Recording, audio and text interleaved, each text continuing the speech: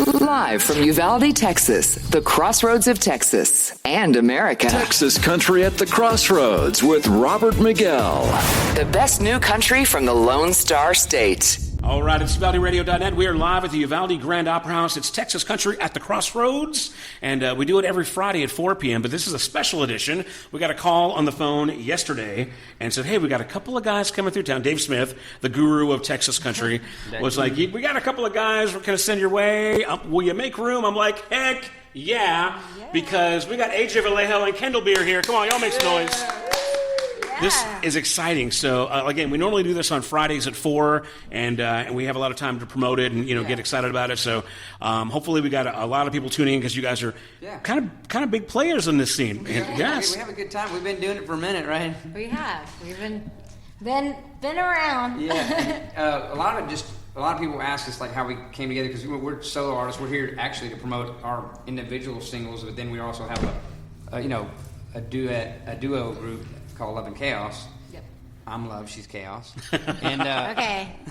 But yes, but it affords us. We can do.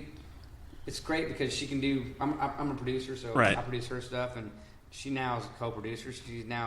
We produced Love and Chaos together, so we just realized that we kind of work good together. So that's why we're here. Now we're kind of stuck together. No. I'm relatively newcomer to the Texas country scene as far as like working. I've always kind of loved Texas country, but actually getting to know you guys and doing interviews and kind of promoting the music and playing it on the air is still relatively new to me. So, as someone who's kind of new, y'all look like a husband and like wife duo. How many people think that y'all are just like a thing? Everybody, right? Yeah. It's probably because we're just both short and cute, Yeah, y'all are cute together, but y'all always look like, like a couple. Like anybody would buy that, Yeah. A lot of it just has to do with we've been doing this so long, over 10 years now, that I think when you're with somebody that long, like we finish each other's sentences. And then also just when we write together. But a lot of it just has to do with just the chemistry, So, we have 2 kids of our own. She has, by the way, she's had a new fresh baby. Right. His name is Bo. And then I got 2 kids as well. But it just works, great. And our families are supportive of what we do. So it's been cool. So I was going to say, going out like that, both, attractive, talented people doing what you're doing. How are those significant others? That's a lot of time to be spending with each other, like somebody else in a van. Cool. Honestly, we are both so lucky because we both have the most amazing, supportive partners. And both AJ and I had been doing music, and this had been our thing long before they were ever in the picture. It's like we come with the package. Yeah, it's kind of like, well, this is kind of how it is, and this is, But no, they know how much music and the work that we do together and the songs that we write and brings us joy. And honestly, we have been so lucky because we've had so many people be like, well, my husband wouldn't stand for that. Right. You know what I mean? Well, look, AJ's a good-looking man, but let's just be honest. You're a gorgeous woman. Yes. So obviously, if there's one party going to be more jealous, I would think it'd be on the AJ side, right? So how are you married still? No, I'm not. I have a baby's mama. She's awesome. Okay. And that's my single Stuck With You. We'll talk about that later. But she's awesome. But she's always been cool with Kendall, and just a lot of it just has to do. And there's a lot of love between Kendall and I, but sometimes we fight too. I want to put her in a headlock. Believe it's kind me, of sibling rivalry. That's the chaos part of the love and chaos. A best friend kind of relationship, and then a brother and sister kind of relationship, and then there's also the business side of it, and it's hard to to be in a band and also run a business and have your own separate things. Yeah, we do juggling the whole live, and then we all have a merch line now, and we have we do all kinds of stuff. So it's more of a business relationship, but we love each other, but we want to kill each other a lot too. So tell me this now. Now I know AJ, you've got a very storied past, a heck of a resume that most of us already know. Kendall, you're relatively newer to me, but I know you do solo stuff. So how exactly? What is it that made you guys decide? Or first of all, how did you meet, and then what made you guys decide to get together and do that project? Well, I've been doing music. All my life, I came in and we're in this beautiful Opry right now, and I started on the Texas Opry circuit whenever I was about 13. My dad took me all around Texas and hit all those up, and then I moved up to Philadelphia and New York and signed a development deal with the producers from Boys to Men, and they were doing like this Motel whole Phillies back again. Yeah. Oh, good. All right. That's right. Yeah. So yeah, they were behind. It was about the time like Destiny's Child, NSYNC, all the pop groups were coming up. Yeah. So I signed me to like a development deal for a 3-girl pop group.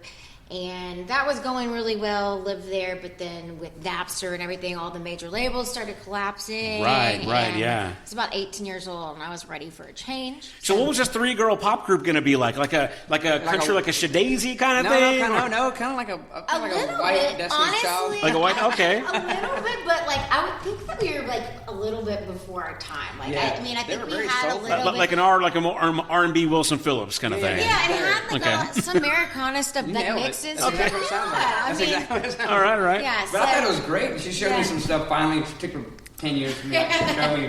But it was. I was very impressed. I thought it was going to. God, that could have been pretty So good. was there a long lost album demo, something out there? There's lots. What was the name of the group then? Sahara Lane, which is weird because it's like Brodie Lane, like Sahara Lane, Sahara Lane. All right. But no. So then I think with like she's saying with the Napster and everything, kind of. The music industry that we know knew it changed right? a lot. Really? Yeah. So Yeah. my band Vallejo was with Sony, and we had a good run with them, and things were starting to change the face of just what was going on, and even every band that was on there with us from Mud Veins and all those guys, like all that music was there was a new era of music, and then it was the whole streaming downloading thing was becoming a thing, and we parted ways with Sony, and then that's when her and I kind of you did a little stint on American Idol. Yeah, I stopped singing altogether, and I was like, I just want to be normal, and I went. So I moved to Austin. I was like, this is a good place to get back into music if I ever wanted to, and so I went to UT. And after college, I auditioned for American Idol and went on the show, and then. After you become like official contestant where America can vote on you, whether you win or you don't, you're signed under their label for a year. Right. So I could not perform anything for a year. Yeah. So I came back to Austin. I was like, actually kind of started working with them right before I went on the show.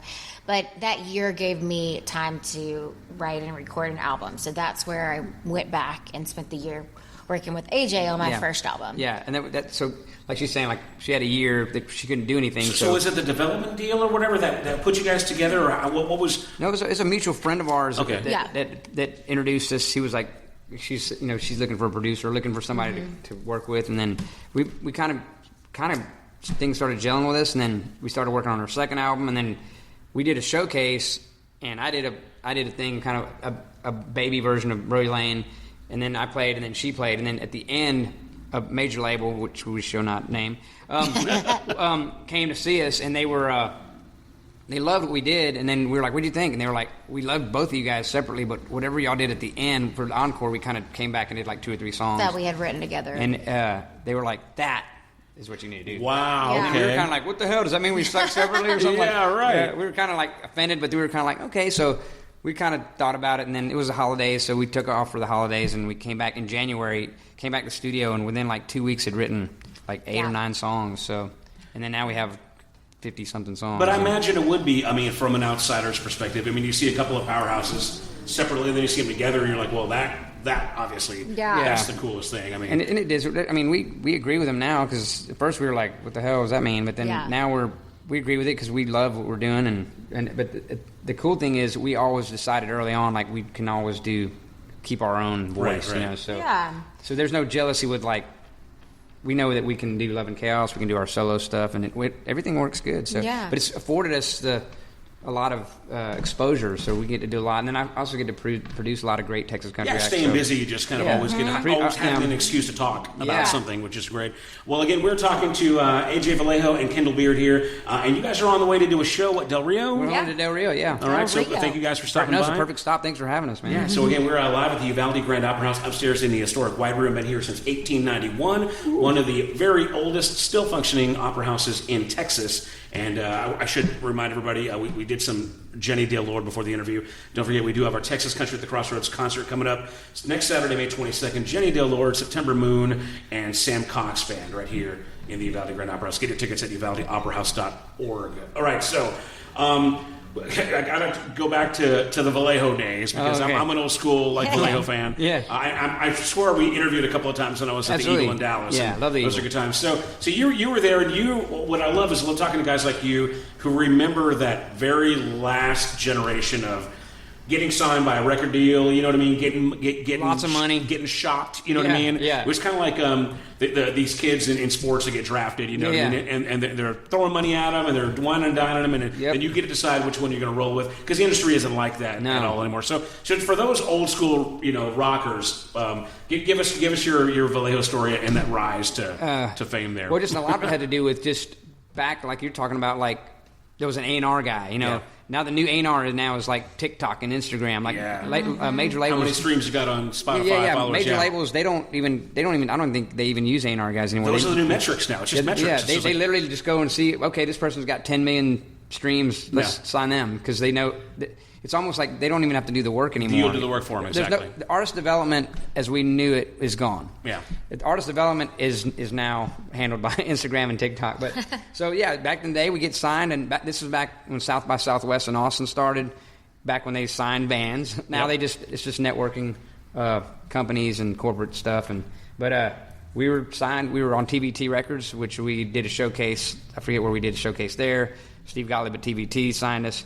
And then we started playing, we did a show at South by Southwest, and what do you call it? Oh, actually, we were first before South by Southwest, we went to Orlando, and Emilio Estefan was up in the balcony. Oh, okay. And I think they were doing a showcase for some high-end lighting.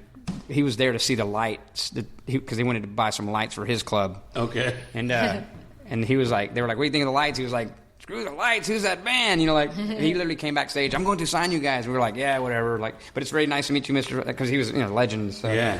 Next thing you know, he South by Southwest is where we got signed by TVT, but then they sold us off to Sony once Emilio discovered us. So literally about a week later, our manager Mark Prock was drawing us up a contract, and then lots of money. Yeah. I don't really need to say how much, but just a lot to make a record. Like nowadays, it's unheard of. It was nothing to spend $500,000 to make a record. Sure, right. And now that's like, if you spend that much money to make a record nowadays, you're like, it's nobody does that.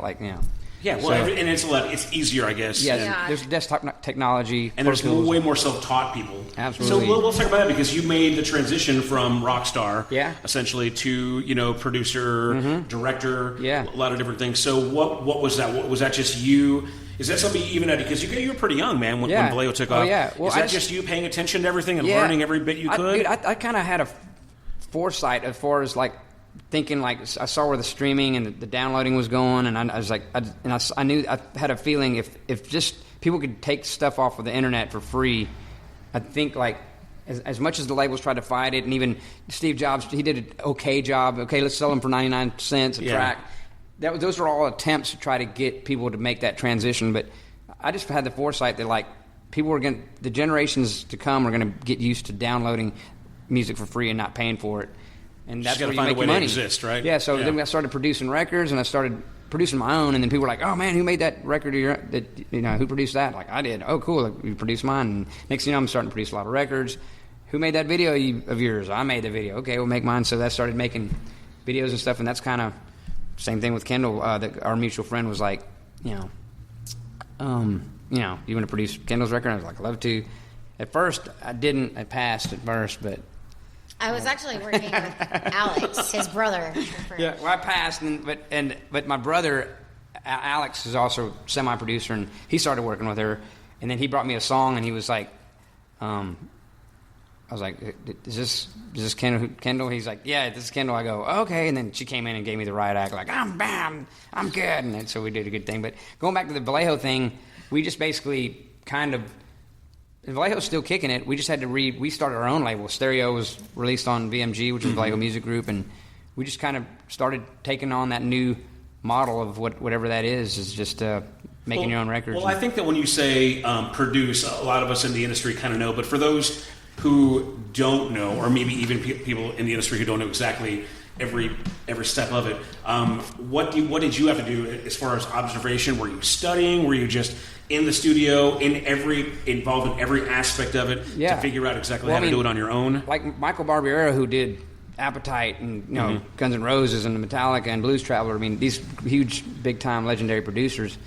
While the other guys were sitting around, drinking, getting high, or messing with their girlfriends, being rock stars. Yeah, I did a little bit of that, no lie. But like, I would, my brother and Omar and I, we'd sit there and watch them, and we would do things like he would go to the bathroom or something, and I'd literally take snapshots of all the settings, of the drum settings and the stuff the gear he's using, and I'd go back and buy that stuff and be like, look at the picture and be like, okay, there's a setting for the drum compression and stuff like that. So things like that is all self-taught, but self-taught from greats like Michael Barbiero and all those guys that made huge records. So, but of course, I mean, why not take advantage of that moment? Where like you never, you get to, you're blessed to be able to work with some amazing, big names, and why not soak up every moment? Of it, right? Just so from then we just kind of started making records, and that's kind of how all this comes about. The Love and Chaos. So when would you say that you could squarely, confidently take on that title of producer? I mean, there had to be a project where you were like, because you're doing your own thing, and you have to be probably reluctant at first just to kind of. I got to be honest with you, not just because she's sitting here, but I think it was your first record. I felt like we made something really good, and I was like I wasn't going to put it out. I was kind of not scared, but I was kind of like, because Omar and I did stereo ourselves, but we did that with the help of Dwight Baker, who does all of Bob Schneider's stuff, and he's great producer as well. But it was, and I did other records, but they just kind of were like EPs or little things that weren't really. But it's really when I started trying to apply everything that I had on Kendall's first album, which we weren't going to put it out if it wasn't going to be good, but so I just really worked really hard on that. It took like 2 years to make that record. Yeah, well, now correct me if I'm wrong, but I mean, coming from more of a rock background, I would think that, and I hear it in the recordings with the popular Texas rock that was really especially prevalent in like the 90s and early 2000s, because we have, you mentioned Bob Schneider, but you got like Drowning Pool, Bowling for Soup, you had Toadies, Tripping Daisy, all those scene rock bands. And now being involved very deeply in Texas country, there is got to be differences in how you record and produce. They have distinct different sounds, right? That's a good observation. Mostly with drums, the way the drums sound. The rock drums, they want them real punchy and loud and very roomy.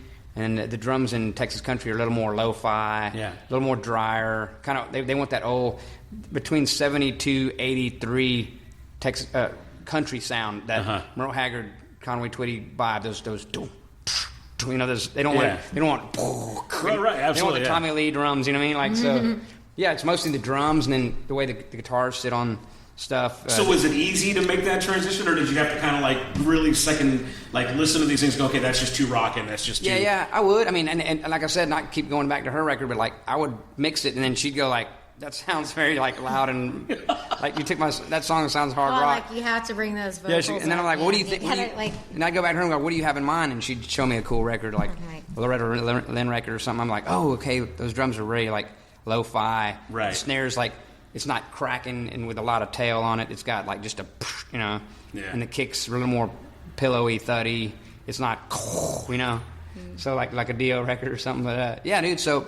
Yeah, that's a great observation. Very different sounds, but not too far, because I think when you're mixing a record, everything has to do with placement, where everything sits in the mix. So that's all the same. So very cool. Well, man, you guys in Vallejo did some great stuff. Well, give me a quick catch up on the other brothers and the guys in Vallejo, just for anybody's. They're doing great. Omar's a producer. He has his own studio, 512, and then Alex runs a School of Rock now, which is a school for kids of rock, all rock music, just like the movie. Guitars, and then they have a big concert at the end of every... Does he show up to work drunk every day too? No. Only I get to do that, but and Omar maybe. But so that's about it. We're having a good time, and Alex is heavily invested in the Austin, city council and all that. So he might probably be mayor in 5 years. But so. I'm serious. I'm serious. I'm serious. So that's what's going on. We're happy, dude. And then here we are. I'm a music guy. I have to be playing. I have to be on the road. I have to perform. I have to write. I'm prolific like that, or I'll go crazy. So I couldn't just go. I love teaching kids and stuff, but that's not. I like getting in the van and I like doing the dirty work. Well, good, man. Well, again, we're talking to AJ Vallejo mostly, and we got Kendall Beard here as well too. We're going to talk to Kendall more. Normally, I would say ladies first, but since we just talked a lot to AJ, let's go and play your record. Okay. So give us a quick quick, I guess, synopsis of Brodie Lane, and then after the track, after we play it, we'll talk more about the band. Cool. Give us the quick snapshot on Brodie Lane. Basically, Brodie Lane is kind of a direct result of the pandemic. I started jamming. I turned my garage into a whiskey lounge, kind of a bar. And, we just basically started jamming. And before we knew it, we had a record. And then I wrote this song coming up about my baby's mama, Casey, who if you're going to be stuck with somebody, if you're going to be stuck with somebody in a house, hopefully they're cool. For a year. Yeah. So it just made me realize, we were sitting at home, the kids are homeschooling, she's juggling, feeding the kids and helping them homeschooling them. Daddy's in the studio, drinking in the garage with his gut buddies. Like, I was kind of like, man, she's cool, she's doing a lot, So I went in and wrote a song and kept me out of the doghouse for the rest of the year, so I'm good. Nice. All right, let's check it out. Again, this is Brodie Lane, and this one's called Stuck With You. This is UvaldeRadio.net.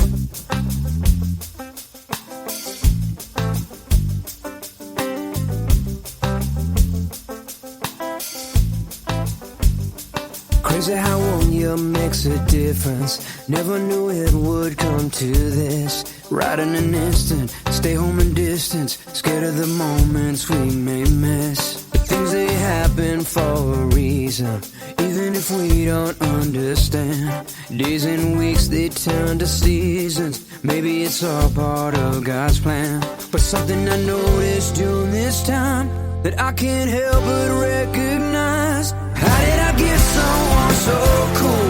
Lucky that I got stuck with you. Baby, you get me, you never sweat me. Know that we're trying to make it through. Mama, you're such an inspiration. You should be running this whole nation. Baby, I know this much is true. Thinking God every day that I'm stuck with you.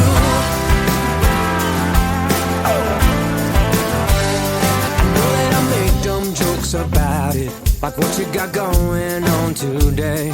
Where's my breakfast? All my boots shine. You roll your eyes and walk away. But I wake up every morning thanking God that we're okay. Our children come running down the hallway, wide awake for a new day. My friends ask if I'm doing alright. I tell them these words every time. How did I get someone so cool? Lucky that I got stuck with you. Baby, you get me, you never sweat me. Know that we're trying to make it through. Mama, you're such an inspiration. You should be running this whole nation. Baby, I know this much is true. Thinking God every day that I'm stuck with you.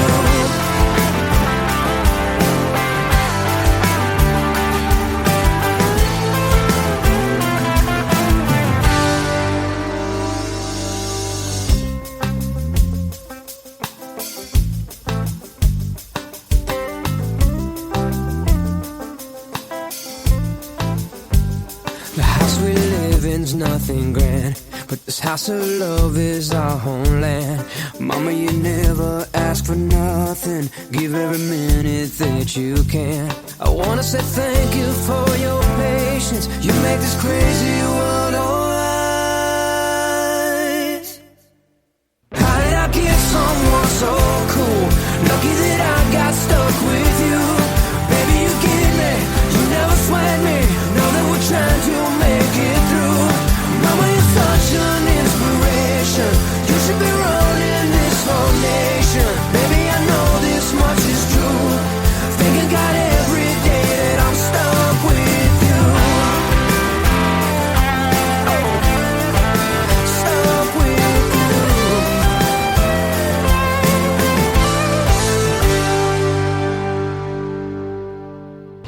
Texas Country at the Crossroads with Robert Miguel, featuring the best country music from the Lone Star State.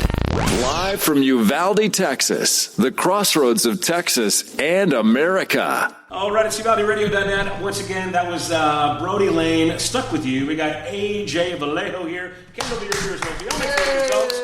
So we just heard the new Brodie Lane. How long has, recorded during the pandemic with some buddies? Now, did I hear the story right? You guys all live on Brodie Lane? Yeah, we live, Bruce lives on Brodie Lane, and Geismer did, but now he moved over there. But Joe actually, I'm very happy to have Joe, because Joe was, and Mickey and the Motor Cars for 10 years. And those guys, I think the Braun brothers all went up north to build a log cabin or something up in Idaho. And I called him and said, hey, man, I need you to just be in this music video because my bass player is, like, not working out.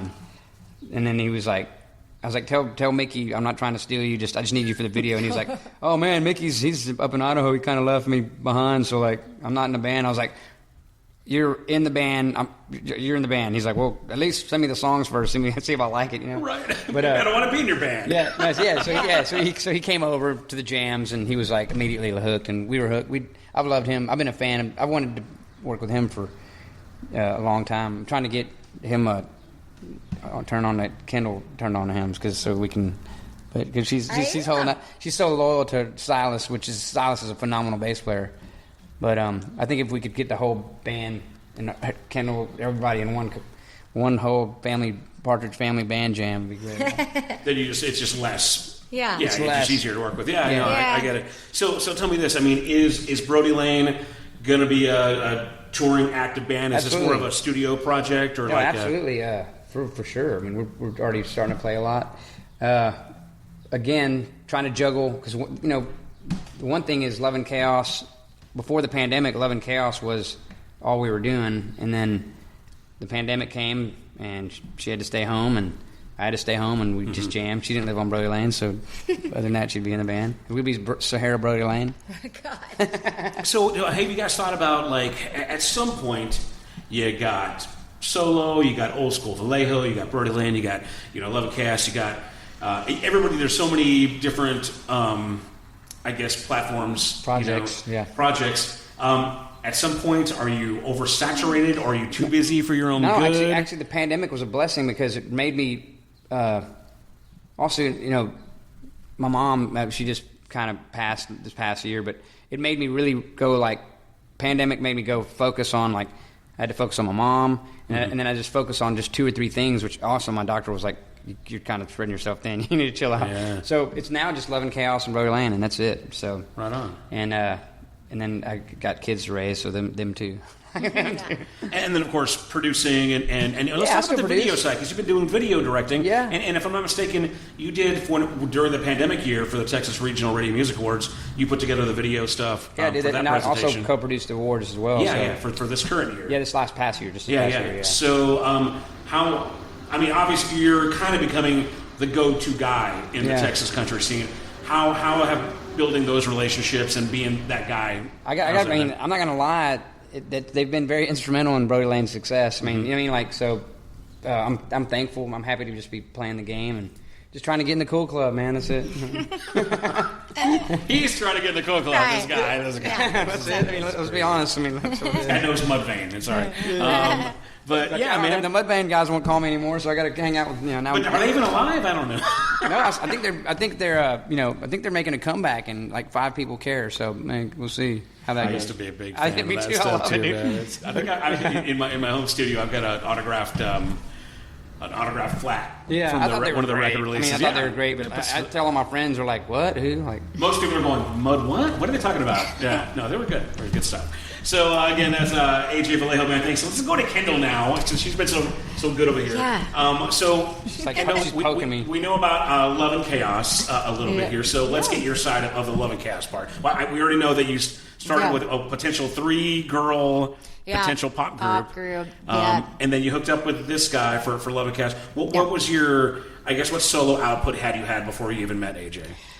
Well, I started off solo, and then I was hesitant to go in this 3-girl pop group. But it really taught me a lot. I mean, it taught me, that was when they were doing the developmental deals, and that's, what they did. They taught me the writing and, taught me everything. So, and then, being on American Idol, as much as it was not fun to have to, not be able to perform a year after being on the show and being tied up in that contract, it did allow me to, have a big platform to build on when I came back home, and, Texas people are, pretty, they're pretty loyal. So I suddenly came home and had this fan base that I had never had before. But how frustrating is that to have this brand new fan base and really kind of your hands are tied? It almost seems like obviously the exposure is worth it. Yeah. But having to sit on your hands for a year. Yeah.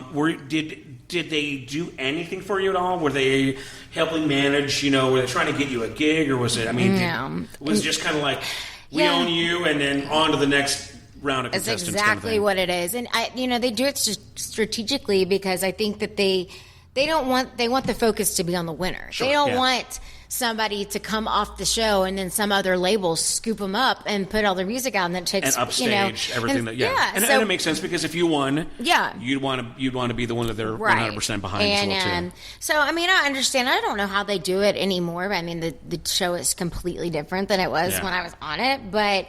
Now they let people keep their own social media handles and stuff. I think everything's changed, like with Instagram and TikTok. I think that wasn't around. Was they around? Facebook was around, and they completely took control of my Facebook. I think social networking is so present. So now, how could you not tell people I got voted off immediately? Yeah, and it seems like also that part of the process of allowing or getting in might be even your social media because. I'm sure they're going to pick people that have a bit of a following as well too. It can't hurt them. But I'm sure you've talked about this many times. But give us the experience, the American Idol experience, one more time. How that whole thing went. It was amazing. I honestly never expected to get as far as I had gotten. People had been trying to get me to do it for years, and part of the reason I didn't do it because I'd known so many incredible singers that had never made it past the first round. And so I just, like I said, I can't speak to how it is today, but it was a great experience, and it opened my eyes to so much. But it also, you have to keep in mind, it's a television show. Sure, yeah. And, I actually was, when I went on the show, I wasn't sure I was 100% gonna be branded as a country artist in my own head. I love to sing country, and I knew that was, but I love to sing all kinds of stuff. So, but I was pretty much told kind of if you're gonna be on this show, this is who you're gonna be. Well, I was gonna say it seems like they're trying to put a Breakfast Club of characters 100% on these shows where it's okay, we got the good old boy, you know what I mean? We got the urban kid, we got the country girl, we got... That's right. And then there's there's that weird person that doesn't even fit to anything that's just kind of like the... Adam Lambert. Or like the normal adult-looking person that just got this crazy... You were Adam Lambert was on your season. Yeah, Adam was on my season. So you're having to basically also fall into a role. Yeah, 100%. Do you feel like that is because in a sense they're making your image for you to a certain extent, right? Yeah, I do, and it was because I was grateful to be on the show and have a stop, but I also kind of knew you got to pick your songs kind of, but if they didn't like the songs you pick, it was let's think about something else. So they slightly guided you into the direction and the kind of look and feel they wanted you to have for the part in the show. So part of me, I knew so many amazing singers that, got cut way before I did, that could sing me in circles, But the way I looked at it, I was kind of cast in that role. But it's not just about the voice. I mean, the voice maybe. Yeah. But American Idol, that's a lot about your presentation. I mean, totally. you're way more beautiful than a lot of those contestants. So that is going to be an edge, personality, talking to people, before and after the songs. And a lot of it with, especially in voting type of. Totally. It's about who they decide to vote off. Sometimes it's not about how great you are, but how much somebody doesn't like somebody else. Right. Yeah. So there's it's true. It's a lot of weird, which is why I don't really watch those shows because I kind of feel like they're prefabricated ancertain to a certain extent. I don't really watch it anymore either, and that was my whole hesitation for not going on the show in the first place, for holding off for so long. And then I was kind of in this thing trying to get back to music, and I just thought, what? It can't hurt. So I mean, obviously, you probably feel at some points like, well, I sold my soul for rock and roll kind of thing. Yeah. But what were the good takeaways? I mean, you had to learn some really cool stuff. I mean. Yeah, I mean, I got to meet so many people in the music business that I still keep in touch with. Other singers, songwriters, producers. It was, they really do. when they say it's music business in that sense is not for the weak, it's a test to that, because they really do run you on no sleep. It is hard. People are harsh, so you have to have thick skin, you know, and so it was it was a first, a dose of, reality of what this business can be like, and it, it taught me a lot. And I throw you right there in the fire, because a lot of times I think sometimes, especially if you're at a certain level where you have you're bigger than maybe your zip code, but you're still going to hear from your circle. You're going to all the attaboys, and man, you're going to be the next big thing. Oh, you're better than them, or you open up for a band, right? Oh, you can sing circles around X headliner. Yeah. That's what your people tell you, because they're supportive and they love you. Also because they're your friends. But when you get away from the core, then it's real. It's just all about you. They don't owe you nothing. You're just one. You're another pretty face, another pretty voice, and then you're going to be replaced next season or next week or whatever. 100%. Yeah, I think anytime the show like that where she was on, subjecting herself on national TV, the pressure of possibly getting voted off. That's a lot for some. It's a lot to put yourself through. Yeah, man. Yeah, you're braver than me. Let's put it that way. I couldn't do it. I commend her on that. Well, I keep in touch with a few of the contestants that were on my season, and what blows my mind is how many people that were so incredible on the show that left that show and never touched music again. And it. The majority, so... Did you say it burned them out or something? Do you think it soured them, or do you think they're just overwhelmed? I don't know, soured them, but they didn't, go home and pursue it, or if they did, they, were like, this isn't sustainable, or and I think with Texas, I've been so blessed to have, we have a special thing here, You're know? Right. That is true. And so you got a home to come home to, like you said, we right? we have there's home to come home to. There's a network and there's a system, and there's somebody like yourself who did that. Right. You represented us well. You're someone that we can go, hey... Yeah. Kendall went out and did this. She was on national TV, and that brings more porridge to the porch, like they say, For sure. So. I think a lot of people went home and they didn't have anything to fall back on. They didn't have a community, or they just started trying to make it big on this national level and just got overwhelmed and were like, can't do this. And there's an American Idol fandom that's sick. There's still people that they come. Oh, is that Kendall? Can I go talk to her? And I'm like, yeah, she's standing over there. Go. Yeah. I see people do that to you too. Oh no, yeah, you may as well be Kelly Clarkson, man. That's crazy. They're like fans of the show, and the fact that she's on it, they're like, oh my god. Hey, I ain't gonna lie, man. I started binging The Circle on Netflix. Have y'all seen that show? I have seen. So if I ever see Joey on the street, I'll be like, yo, what's up? They're my best friends. You root for them, you want them to win, and when they do well, you feel like. You embrace, there's a kinship there that you feel like you're part of the family, like somebody. So it totally makes sense. That's got to be exciting stuff. Yeah. So let's go and talk about here more recently, guys. Y'all hosted, you helped with the T3R Awards, and you did co-hosting, right? Yeah, co-hosted. So what was the Texas Regional Radio Music Awards experience like for you guys? It was super fun. I didn't I didn't intend to have as big a role in it as I ended up having. There were supposed to be 3 of us, and it didn't work out at the last minute. And so I ended up filling in a lot more talk time. And then there was a DJ that was supposed to be there, but... Oh, who was it? You can't say? Well, we can. What? I don't know. I don't know who's missing. I'm still... One day they'll ask me to help out. What's his name? Oh, Frizzell. Okay, all right. I don't know if you heard the Frizzell. But he was there the year before, right? But, okay, so him and Bree... normally team up. So it was supposed to be Frizzell, Eric Rains, and then she was supposed to do just some kind of interjecting, cute female girl up there, laughing at their jokes, and then also, and then. So I guess whoever sings the national anthem, there's someone who sings it almost every time. Lost his voice. A few minutes before he said, I can't do it. I've completely lost my voice. And the funny thing, and then Dave said, I need you to do the anthem. Can you do the anthem? And I was like, he said, the guy who was going to do it lost his voice. I said, that's so funny because I had completely lost my voice as well the week before. And I had hardly gotten back. So I didn't know. I was like, I'm going to do my best to pull it off. It sounded great. I mean,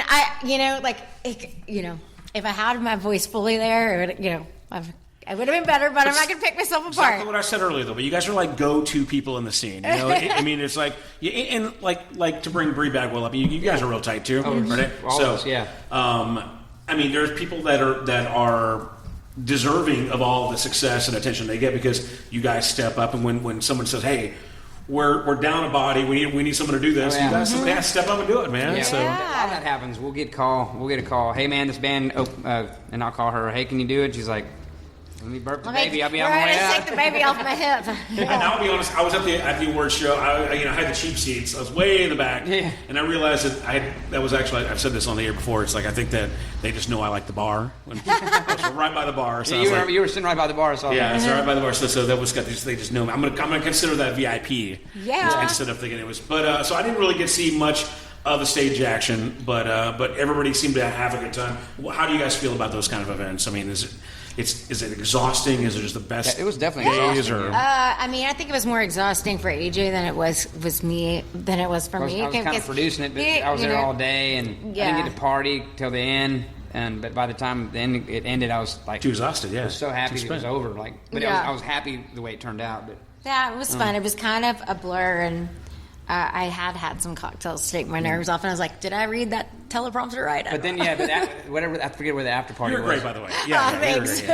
But the after party, after we turned it up, it was cool. So yeah. So I went to the after party, and I sat down at a table for like 10, 15 minutes, and then I left. I was too done. Yeah. Well, so we had done like 30-something interviews back to back, like in an hour or something. Yeah, you guys, y'all have a lot to do. So it was interesting. And I'm all for it, but at a certain time I was like, I don't think I want to say another word to anybody. Yeah. Anyone that knows me knows that getting me to shut up is kind of hard. So, but yeah, no, and you guys really well executed. I really liked that 10-10 Collins. Yeah, that was cool. I felt like that was a really good place to hold it to.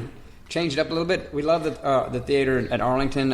It's great, but just it was small, so we had to kind of think open spaces with everything going on with the pandemic, trying to get that many people in a building. So, but I think having everything in one room kept. I think it afforded everybody the ability to kind of just socialize a little bit more. Nice. Yeah, dude, I was really happy. I mean, and it was the first time people got to dress up and go out and do something extravagant.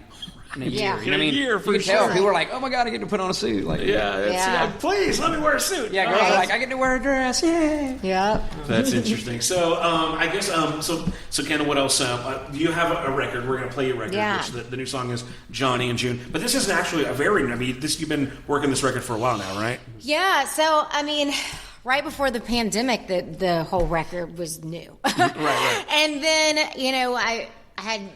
Continued, I had a couple of singles come out from it, and then everything kind of stopped. And then it was like, well, should I, I think nobody really knew what you should do. Well, you had a baby too, also, right? So your life is probably also and so it was just a strange year, and it was kind of like we can't go out and promote, and and so it was kind of this thing. It's like I still had more songs that I wanted to put out from this album, and even though I've written a lot since then, I have a lot of stuff coming up, behind this, but there was just more stuff I wanted to share, and I was like, you know what, a good song is a good song, and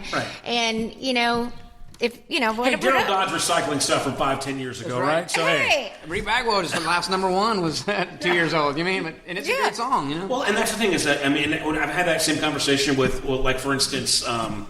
Mark Powell's record came out in like 2018, 19 maybe. Right. I mean, like we talk about Daryl Dodd. I mean, if you've got a record and it's got legs, see, that's what we talk about the old days. Yeah. Remember when Def Leppard put like 7 hit singles off of Hysteria? For like 4 years. George Michael had like 7 top 10 songs off Faith. It's like people forget that records can have legs, and if you strategically put them out, and it's always new to somebody. Totally, right? And like now we live in like this single world, like.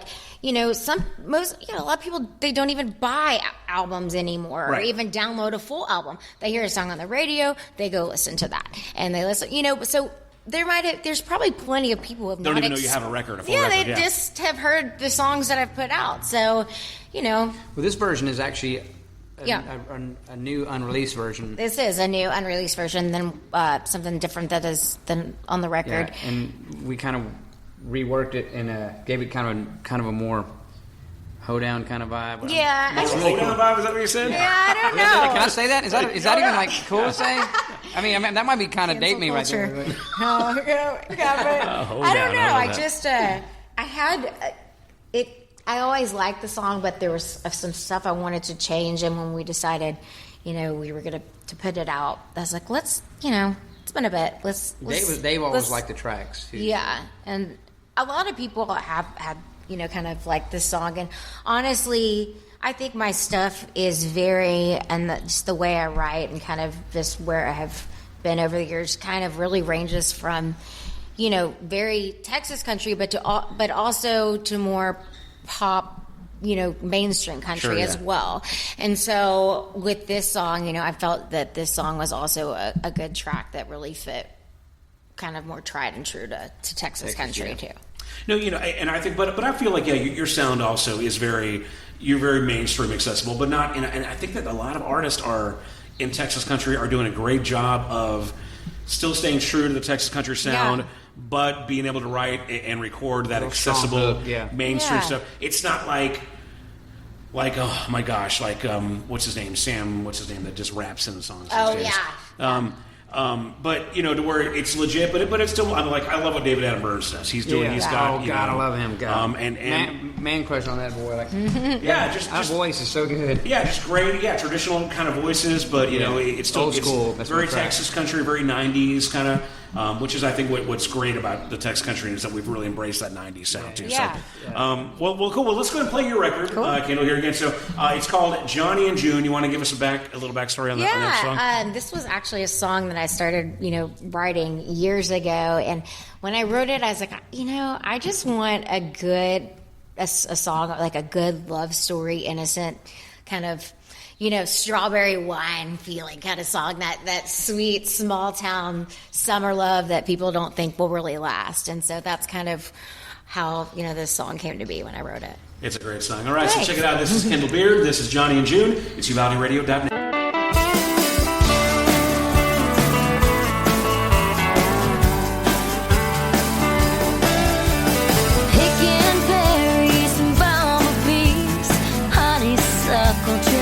From the trees, baby, it was just you and me together.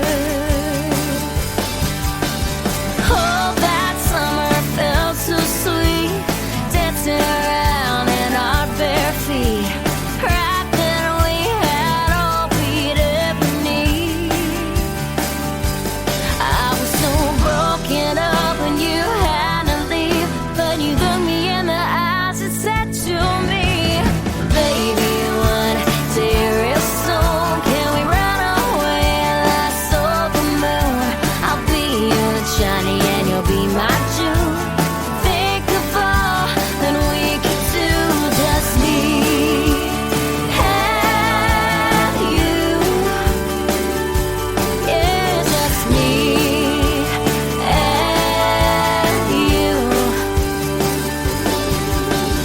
Fairy tales, they never end, like they told us when we were kids. They tried, but they couldn't keep us apart.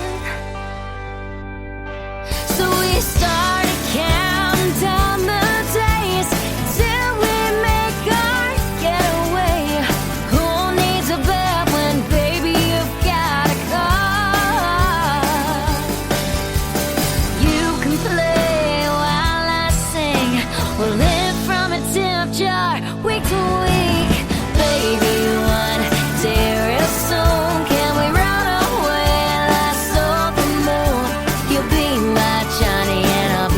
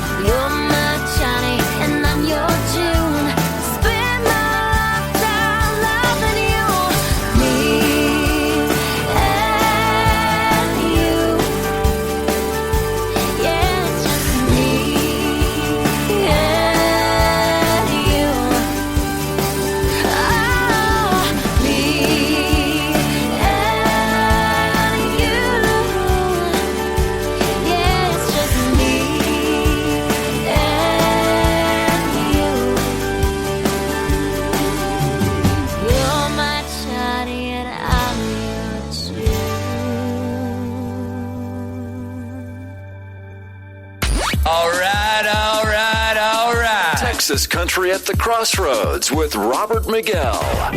Live from Uvalde, Texas, the crossroads of Texas and America. All right, it's UvaldeRadio.net. We are live at the Uvalde Grand Opera House, a very special edition here of Texas Country at the Crossroads. We do it every Friday at 4 p.m., and we talk to some of the biggest stars and rising stars of Texas Country.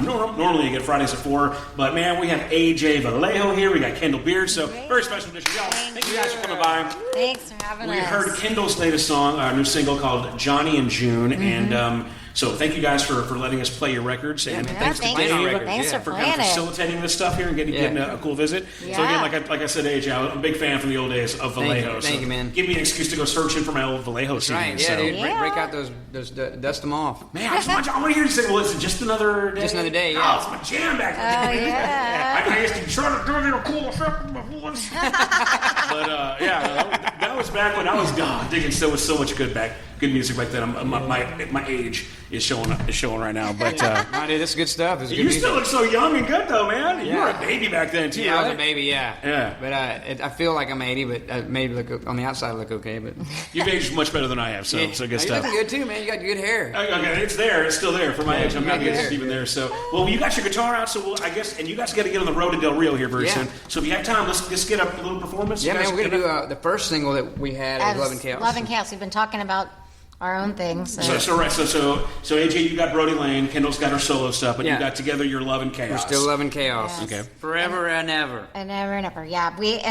This song we put out to radio years ago. Well, before the pandemic. This is BC. But before COVID. And we're gonna have after all this stuff runs, we're gonna have a new single coming out. We didn't know if we should give it away yet, but we'll make sure you're one of the first to know. Yeah. All right, very good. Yeah. Awesome. It's out of state, out of mind. Driving home late at night alone, the song plays on radio. One that sings out all I wanted to say. Years have passed and we both moved on. Nothing left but that old damn song and the picture in my head of you driving away. It's crazy how the song takes me back to you. I know that you've been gone so long that I'd just be a fool if I try to reach out again. It's better that I leave it all behind. Leave it all behind. I stayed out of mind. There's another Texas blood red sky, another empty bottle of blood red wine, and I swear I can still taste your kiss. Scattered pictures in my rearview mirror. I know they knew how to get away from here. Now I'm asking myself, how did it come to this? But it's crazy how the song takes it back to you. I know that you've been gone so long that I would just be a fool if I try to reach out again. It's better that I leave it all behind. Leave it all behind. I stayed out of mind. Wonder if there's another lover by your side that treats you right. Or if you're laying in your bed alone tonight, maybe I should reach out again. It's better that I leave it all behind. Leave it all behind. I stayed out of mind. Leave it all behind. I stayed out of mind. Across the county line, I stayed out of mind.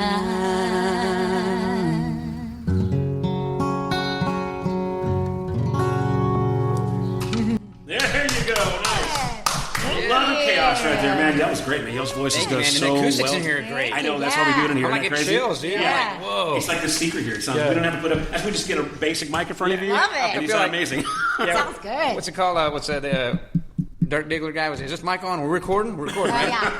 Right? No, that was fantastic, guys. Thank you guys so much for sharing that with us. And I know you guys got to get on the road to Del Rio. man. So tell us about your gig tonight. What's going on? Doing a radio thing and a show, too? Yeah, or what? it's a private party for some fans of ours Okay. that are like, we're going to play. They got this cool warehouse and all this food and all this booze. I mean, a bunch of people. Those got to be the fun kind of gigs, Yeah, right? These are actually a lot of fun because Yeah. just people just having fun and they're fans of the music and the band and they take really good care of us and yeah, man. So we're just really fortunate and I'm gonna have to find out how much one of those gigs costs. Yeah. All right. Yeah.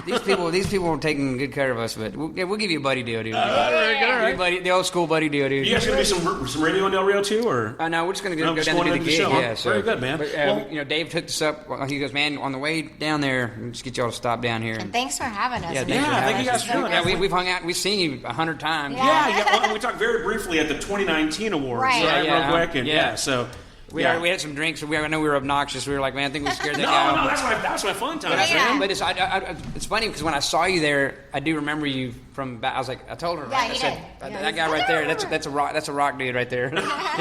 He's converted. Yeah. That's what. No, but but it's good music. It's good music. Yeah, you know? man, absolutely. And I love talking to you, catching up on the old Vallejo days man, it was great like talking to you too. My Texas rock scene that's something that needs to come back in a weird way. That it's not. I mean, we need more of those bands like the Nixons. Yeah, and the you know. bands, I think they're still around doing that stuff, but I think a lot of there's not a platform, unfortunately, for them to like it was. It was A so lot of the rock spoiled. stations are now playing homogenized, just bad playlists, corporate playlists, and they don't have those platforms like you said. Yeah. Independent music shows don't exist as much as they used to. Or there are DJs that care and have a name and a fan base themselves that'd be like if that DJ says this band's cool, everybody goes cool. I'm going to go check that band out because that band's cool. Well, and then now the corporate structure of these stations is even if those DJs exist, they really can't own that voice. No, they don't let them talk about that stuff. I think they're just doing liners from their home now. Yeah, well, they're all pre-recorded. Yeah. So. It's all crazy nuts the way it's all changed. But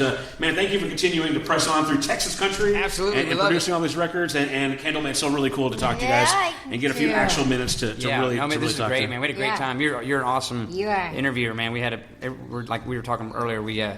We get to ask the same 10 questions. It was nice to get out of that. Yes. Well, no, I was going to say this. Normally, we'll have some beers and some shots. Too. Yeah. Ask Bree Bagwell about her interview at Uvalde. Okay. She still says it's one of her because we brought pizza, we had the Rebecca Creek, and a full Coke cooler of beer, and we partied. All right. Awesome. We'll do that next time. Next time we'll do that. Yeah. I just didn't have enough time For to our plan next party. single, as yet unnamed, but when we do the next single, we're going to come back. Yeah. All right, we're going to do it up hardcore next time. But cool. but again, thank you guys so much for swinging by Uvalde. I'm glad you guys got a chance to see our little city and our beautiful opera house. Maybe we can get gorgeous. So here pretty. sometime. Yeah, maybe we that'd should be do great. it. It'd be cool to do an acoustic or duo thing here. It'd be Me beautiful. too. There'd be acoustics in here, amazing. We will make that happen. Yeah, Let's that'd do be it. Just great. say when. We'll We'll get do it it. together. We'll do Okay, it. cool. We'll come back sooner than later then. Yeah. Well, yeah. Well, I guess that's going to wrap it up here. Why don't you guys give us the web stuff? The addresses, the websites, all that good stuff. loveandchaosmusic.com, and then I think that's all across the board. Love and Chaos Music. Yeah, if mostly. you just go to loveandchaosmusic.com, you can find all of our social medias, and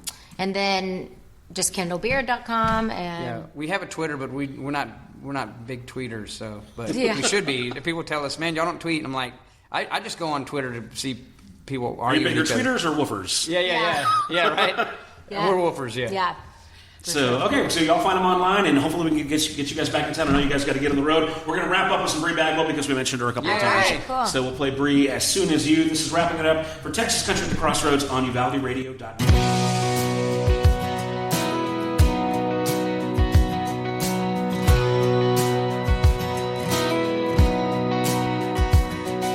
As soon as you try to fence me in, I'm breaking loose. As soon as you try to tie me down, I'm in my running shoes. Baby, it's no use. As soon as you try to lock me up, I'm sneaking out. As soon as you bring up a ring, I'm nowhere to be found. And halfway out of town. So don't try to tame a Mustang. Don't try to catch the wind. Just learn to love. That's something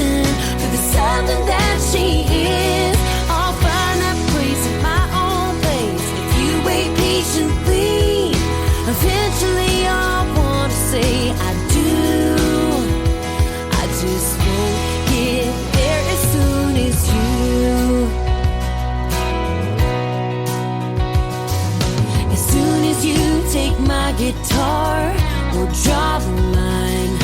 I'd love to do the honors of leaving you behind, and I'll be fine. You tell me that it's not true, but it's what I think. If I settle down, I'll live my life behind a kitchen sink, sneaking a drink. So don't try to tame a Mustang, don't try to catch the wind. Just learn to love that something with the something that she is. I'll find that place at my own pace. If you wait patiently, eventually I'll wanna say I do. I just won't get there as soon as you.